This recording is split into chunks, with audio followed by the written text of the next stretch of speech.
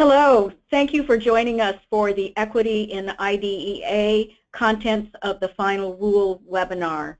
My name is Ruth Ryder. I'm the Acting Director of the Office of Special Education Programs in the Office of Special Education and Rehabilitative Services, and I'm joined by my OSERS colleagues Michael Gross and Richelle Davis. Today we're going to be talking through the rule related to significant disproportionality, the Equity in IDEA final rule. We're going to start with an overview of the rule, talk briefly about the standard methodology, talk about data reporting, and then inform you about ways that you can submit questions about the Equity in IDEA rule. So part one of the presentation I'm going to be doing, and I'm going to be talking at a high level through information related to the final rule.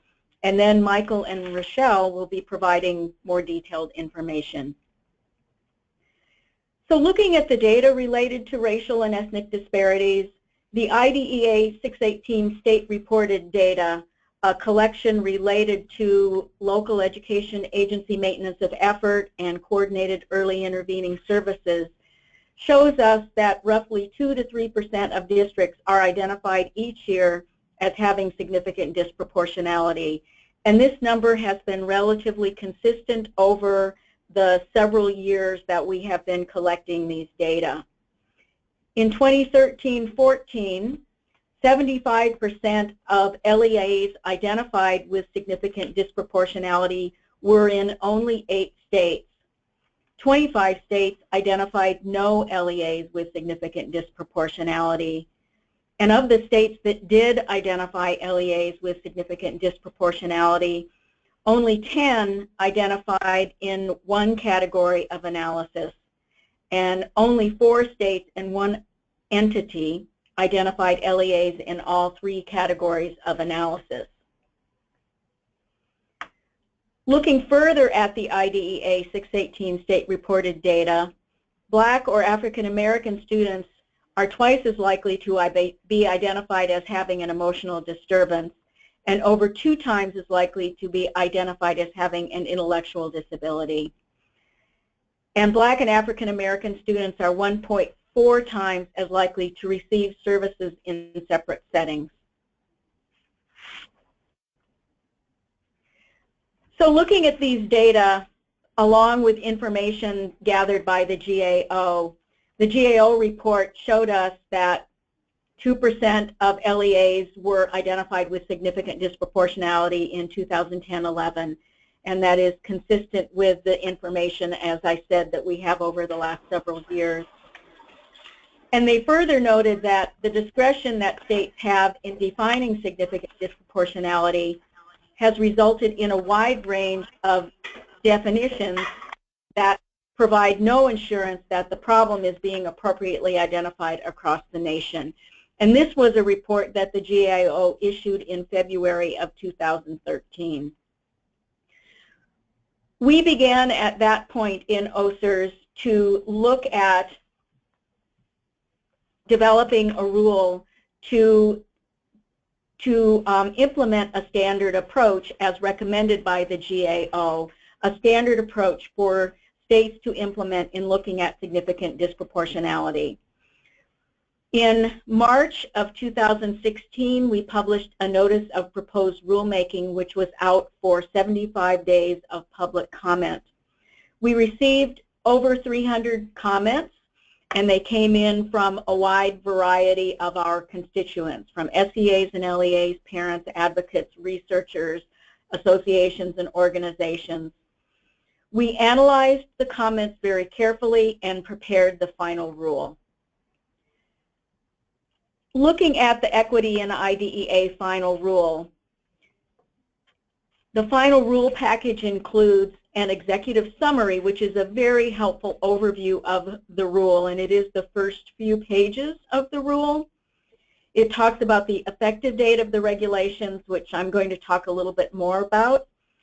It includes an analysis of all of the comments that we received and any changes that we made based on the comments. And as I mentioned, We reviewed the comments very carefully, and all of the comments that we received are addressed in some way in the analysis of comments and changes.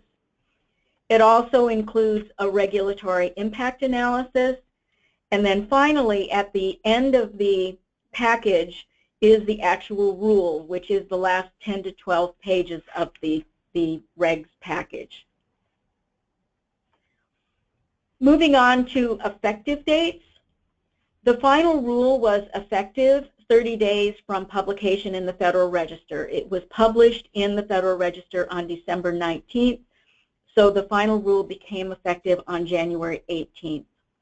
But as noted in the final rule itself, states must fully comply by July 1st, 2018, which means that states have 18 months to prepare to implement the rule. They have an opportunity to work with their state advisory panel and to carefully consider how they are going to implement the standard approach. In looking at the standard approach, let's talk a little bit about the methodology. The statute requires states to annually collect and examine data to determine whether significant disproportionality based on race, ethnicity is occurring in the state and LEAs of the state with respect to identification of children as children with disabilities, including identification as children with particular impairments, placement of children in particular education settings, and incidence, duration, and type of disciplinary actions, including suspension and expulsion. So this is a statutory requirement. The final rule sets out a standard approach or a standard methodology for states to use to determine if there is significant disproportionality. And it requires that states examine data using a risk ratio, or if numbers are small, an alternate risk ratio analysis. And you're going to get more information about this. As part of the standard methodology, states must develop, based on advice from stakeholders, and that includes their state advisory panel, a reasonable risk ratio threshold, a reasonable minimum cell size, and a reasonable minimum N size. And I'm going to talk a little bit more about the cell size and N size, and then you will hear more about that from Michael and Richelle. The final regulations establish a rebuttable presumption, and what that means is that if a state chooses numbers that are at or less than these numbers, then we assume that it is acceptable. The final regulations establish these rebuttable presumptions for the cell size, which is the numerator of the risk ratio analysis. So the numerator of no greater than 10, and a minimum N size, which is the denominator or the comparison group of no greater than 30. So it assumes that those numbers or less are reasonable. The standard methodology also builds in several flexibilities for states. In addition, for states having the flexibility to establish their risk ratio threshold, their cell size, and their N size, they also have the flexibility to use up to 3 years of data before identifying an LEA with significant disproportionality. And an additional flexibility is to not identify LEAs if they are demonstrating reasonable progress in lowering the applicable risk ratios in each of the 2 prior consecutive years.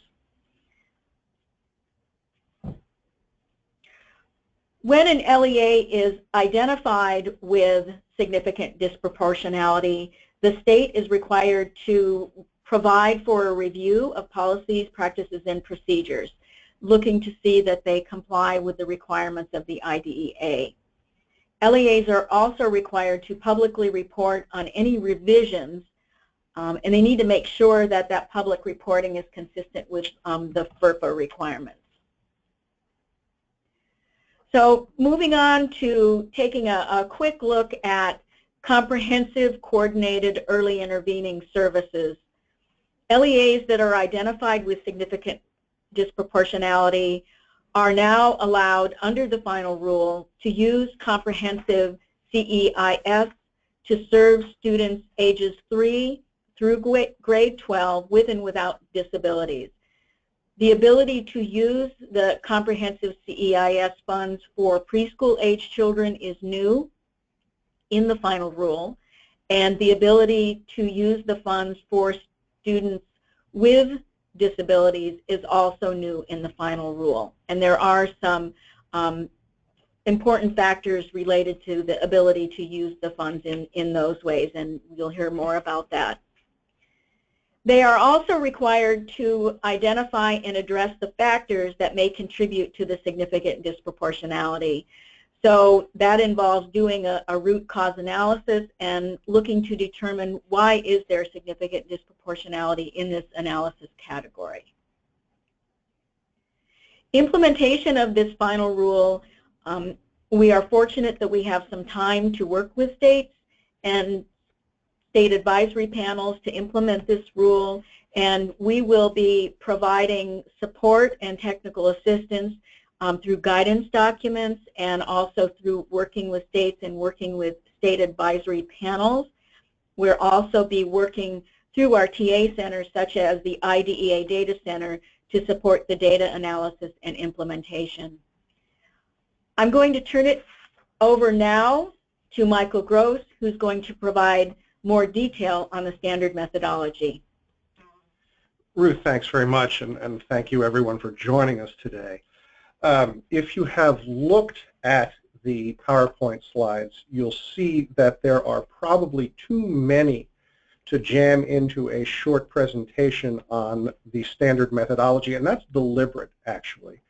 The idea is not that I'm going to be reading the slides to you, but that I'm discussing the essential elements of the standard methodology, and the rest are for your reference now and in the future.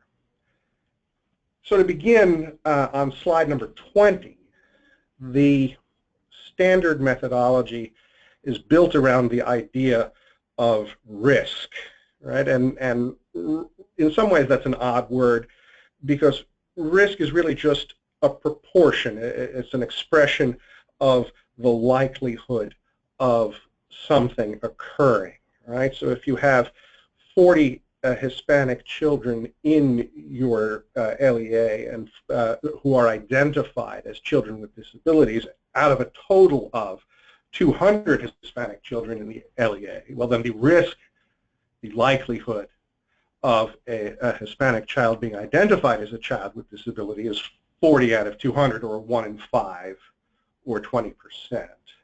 And from that notion of risk, then, we build the rest of the standard methodology. So slide 21, the statistical methodology, the standard methodology that we're using is the risk ratio, right? And that is nothing more than a comparison of risks, a comparison of those proportions expressed as a decimal, like specifically a comparison between an outcome for a specific racial or ethnic group compared to or divided by the same outcome for all other children in the LEA compared to that outcome for a comparison group, as we call it. And what you get when you do this division, slide 20, you'll see on slide 22, right, is a decimal, and the decimal represents a simple multiple, right? A risk ratio of 2.0 means that it's twice as likely for a Hispanic student in the district to be identified as a child with a disability than all other children in the LEA. That's the basic proposition. Now, IDEA does not define when a disproportionality, a likelihood of some amount, right, is significant, right? So the essential part of the standard methodology is that the states each set a threshold above which a risk ratio is significant or represents significant disproportionality. And it, as Ruth mentioned in her part of the presentation, this choice of the threshold of the risk ratio threshold is left to the states to be made in consultation with the stakeholders, including the state advisory panels. That choosing a risk ratio threshold raises a number of practical questions about how you actually implement the standard methodology once you've chosen. The first question, slide 24, is how many risk ratios thresholds do you have to select? And the answer to that is 14. Slide 25, one for each of 14 categories of analysis. Now these are the same categories of analysis that states are analyzing now, or were analyzing under the prior regulations, except for placement in a regular classroom between 40% and 79% of the day. That's been eliminated. On slide 25, you'll see all of the categories listed, as well as a citation to the section in the regulations where you'll find the same list.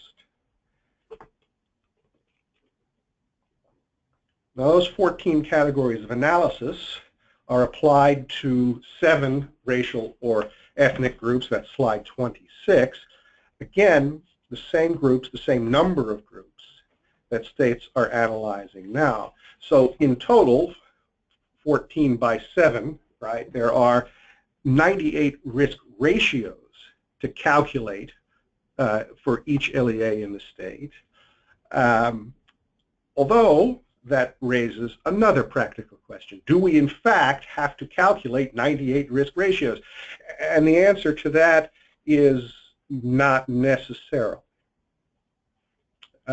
There's no such thing as an ideal statistical measure of disproportionality. There's no magic measuring bullet. Every measure is going to have its limitations.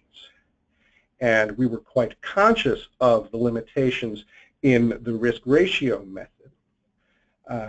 And so in particular, we were conscious of the fact that risk ratios and the results they represent can be volatile, especially when you are looking at small populations, right? That is, small changes, the addition of a few children to one group or another, can produce large changes in risk ratios that aren't significant. And so we built in a way to address this, slides 30 and 31. Ruth mentioned them before, and we called them the minimum cell sizes or the minimum N sizes, right? The top and the bottom of the risk ratio fraction. And if you look on slide 28, they're actually labeled as such, right? And so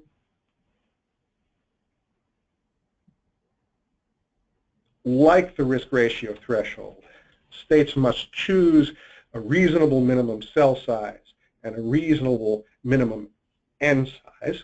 And if in a particular risk ratio analysis, the LEA doesn't meet one or both of those minimum sizes, you don't have to calculate the risk ratio. You don't have to do the significant disproportionality analysis for that category of analysis, whether it's for a particular racial group or for a particular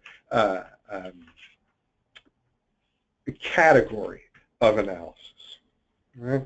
So if you have a small district, if you have a small population in a district, if your numbers are below the presumptive 10 and 30, for example, you don't have to do the risk ratio analysis. So you may not reach all numbers for all 98 possible categories of analysis. Some you may not need to do.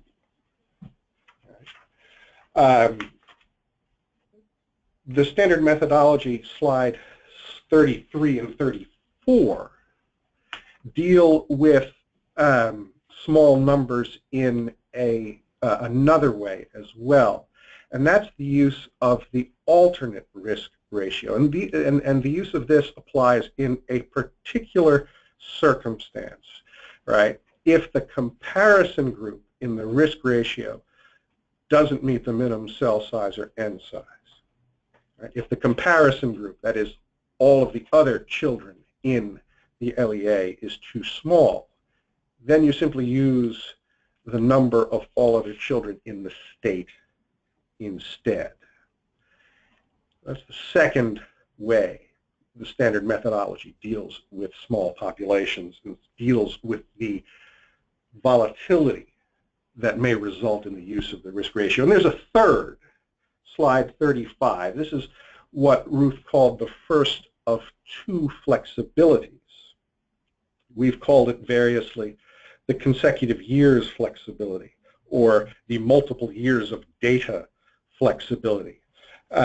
Slide 36, right? While a state has to analyze its LEAs for significant disproportionality every year, under this flexibility, the state doesn't have to make a determination that the LEA has significant disproportionality, even if the LEA is over the risk ratio threshold in a given year.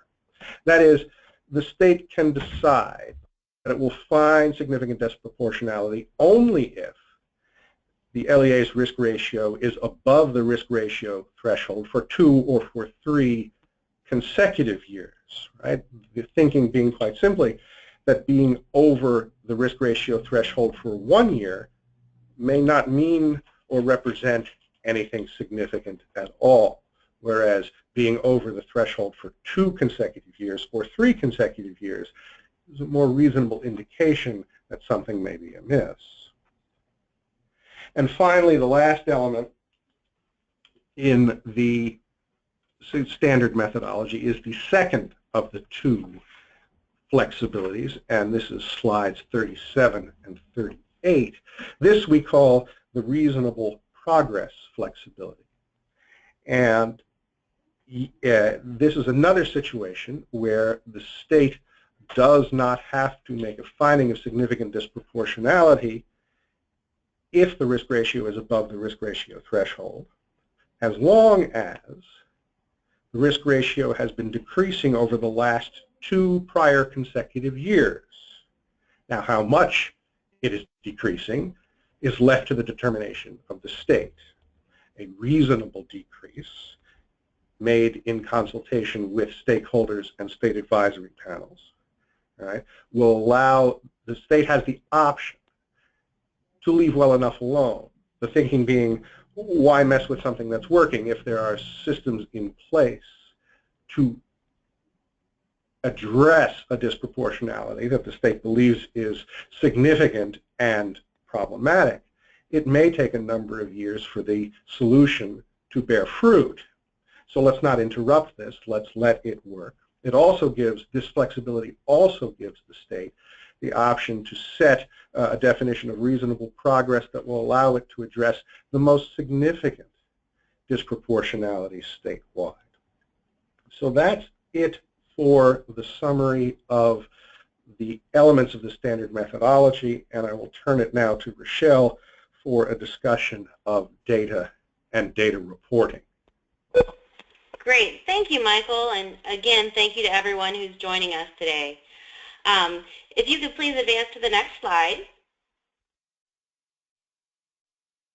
We have spent some time today talking about what is significant disproportionality, what's the new rule, and what is the standard methodology and how we calculate it. What I want to spend a little bit of time with now is what goes into that standard methodology, what data supports it, and what data will be necessary to report to the department. As with any change, we can expect that there will be some tweaking to the collection and reporting of data, but it's very important that we are going to try to keep it as minimal as possible. To this end, OSEP is still working through the full implications of data collection. The really good news about this, though, is that states already provide the majority of the necessary data and information to ED already. Some things that we do expect may have some slight changes. We anticipate that the maintenance of effort and coordinated early intervening services collection will have some edits in the coming years. As Ruth already mentioned, we have the implementation of comprehensive CEIS, which is different than how it's reported in MOE CEIS collection now. And so there'll need to be at least some of those changes along with different issues there. Also, we are looking at an additional collection vehicle in order to collect the required pieces of information that were addressed in the final rule, specifically needing to make sure that we know what states are using as their risk ratio thresholds, what their thresholds are for cell size and N size, and the number of years of data that they're using. If you would please advance the slide. As I noted earlier, the data that will be used to support these calculations is already reported to the department. The files that are already reported and are used for these collections are the Children with Disabilities, the school age file, which is C002, the early childhood, this is for children 3 to 5, and that's 089.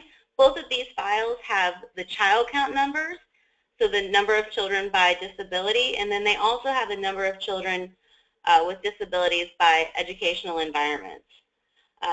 006, which is the suspensions and expulsions file, and then 143, which is the total disciplinary removals file. And then lastly, the membership file that is used for the Common Core of data. This is 052. All of these files will be used together and are already collected and will be used to determine risk ratios. So if you could please advance the slide, take a second and show you how it works. And so as we've already talked about risk numerators, risk denominators, cell size, and N sizes, for identification, and this is the identification both as a student with a disability and as a student with a specific type of disability, our risk numerator for this file would be 002 and the risk denominator would be 052. For educational environments, it would be 002 for the risk numerator and then 002 for the risk denominator. And then for suspensions and expulsions, the risk numerator will be 006, as we already mentioned, that's the suspensions and expulsions file. And then because that file is looking at students ages 3 through 21, you'll need to use both 002 and 089 to get the denominator. The same will happen for the total disciplinary removals. It is important to note, however, that OSEP will provide further clarification around the appropriate risk denominator for 3 to 5-year-olds in the coming months. If you would please advance the slide. Just wanted to give an example of how this would look as you were calculating it. And so as Michael has already presented what the calculation looks like, so if you were going to look for the number of children from a specific racial or ethnic group in a specific disability category, for the numerator, you would have 002, and then over that you'd have the number of enrolled children from the racial or ethnic category in 052, and that would be divided by the dividend of the number of children from all other racial or ethnic groups, and then the number of enrolled children from all other racial or ethnic groups. And so 002 divided by 052. And so again, you'd have to watch for your minimum cell sizes and minimum N sizes. So if you could please advance the slide. One update that we have made right now, we have made a tweak to the SSS IDEA, or the State Supplemental Survey for IDEA User Guide. As many of you already know, we collect through that. We ask states to tell us what their methodology is for identifying significant disproportionality. The question was fairly vague, and so we wanted to make sure that we were getting more information around that so that we could work with states in order to provide technical assistance as we move forward. So that has been edited to states that states should identify their definition of significant disproportionality and provide the following requested pieces of information. Specifically, we would like to know what calculation method or methods are being used. For example, are you using the risk ratio, the weighted risk ratio, an E formula, or something different? remember the SSS IDEA is looking backwards at what happened in the past. So as this is a new rule, we would not expect that states obviously would have implemented it yet. So we're just wanting to know what states are actually doing. Additionally, we would want to know whether the states were utilizing any cell or N sizes, what risk numerators or risk denominators they were using. We also want to know the number of years of data that were used in their calculation. And then finally, we would like to know the threshold at which significant disproportionality is identified. And again, this is part of the SSS IDEA user guide.